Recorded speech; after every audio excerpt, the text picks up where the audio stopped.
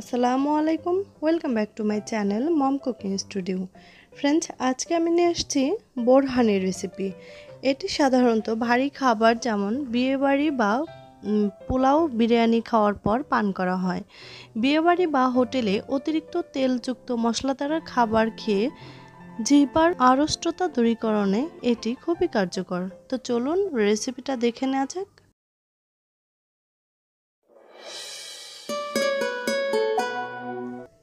বিয়েবাড়ির সাথে বোরহানি তৈরি করার জন্য আমি প্রথমে নিয়ে নিচ্ছি ধনে পাতা কুচি, পুদিনা পাতা, ঝাল অনুযায়ী কাঁচামরিচ, এক টুকরা আদা। তো এগুলো মিলিয়ে আমি এগুলোকে ব্লেন্ড করে নিচ্ছি। তো দেখুন আমি এগুলোকে ব্লেন্ড করে নিয়েছি।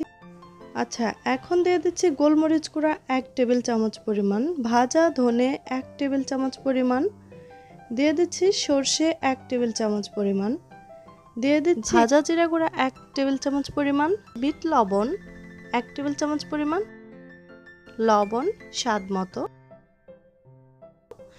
এগুলোকে আমি যে দেখতে পাচ্ছেন ব্লেন্ড করে নিয়ে নিচ্ছি।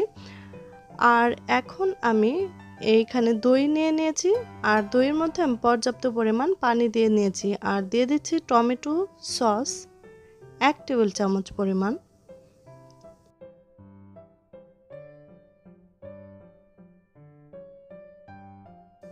দিয়ে দিচ্ছি চিনি স্বাদ মতো 2 টেবিল চামচ পরিমাণ, দিয়ে দিচ্ছি মশলা, যে মশলাটা আমি ব্লেন্ড করে নিয়েছিলাম।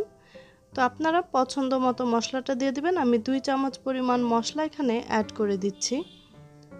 আর এখান থেকে দিয়ে নিচ্ছি আমি কিছুটা 2 টেবিল চামচ পরিমাণ ধনে পাতা এবং পুদিনা পাতার পেস্ট।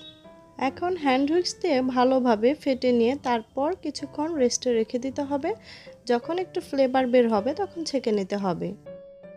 তো এবার এগুলোকে আমি ছেঁকে নিচ্ছি। কিছুক্ষণ রেখে তারপর ছেঁকে নিতে হবে। যখন দেখবেন ঘ্রাণটা ছড়িয়ে গেছে তখন এগুলোকে ছেঁকে নিতে হবে। তো দেখুন এই আঁশগুলো বের হয়েছে। দেখুন তৈরি হয়ে গেল ঝটপট বোরহানি। আর এটা আপনারা অবশ্যই তৈরি করে খাবেন, ক্লান্তি দূর করবে। আশা করছি আমার আজকের রেসিপিটা আপনাদের ভালো লেগেছে। যদি ভালো লেগে থাকে অবশ্যই একটি লাইক দিয়ে যাবেন। আজকের মতো এখানেই বিদায় নিচ্ছি। অন্য কোনো রেসিপি নিয়ে আবার আমি চলে আসবো আপনাদের সামনে। সবাই ভালো থাকুন, সুস্থ থাকুন। আল্লাহ হাফেজ।